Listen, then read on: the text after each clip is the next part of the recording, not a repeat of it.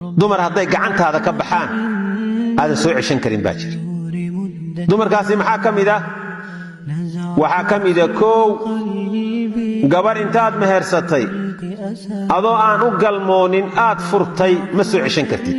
hadda waxaan sheegayaa dumarka aadan haddaad furto soo ceshan karaynin.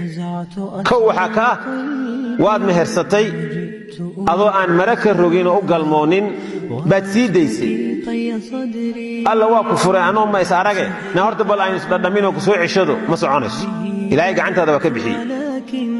fasakha tii iyaduna la fasakhay ma soo ceshan kartid. tii khulci lagu furay oo warqadda ku iibsatay dalqadaheedii, warqaddii ilaa ay dalqadihii ka tanaasusho meherkeeda ku iibsato siin maayo buu yidhi. markaas tii meher kama rabo, dalqadihii baan kaga iibsanayaa ee ha isiiyo. soo maadan garan? hadduu saa u furo ma soo ceshan karo.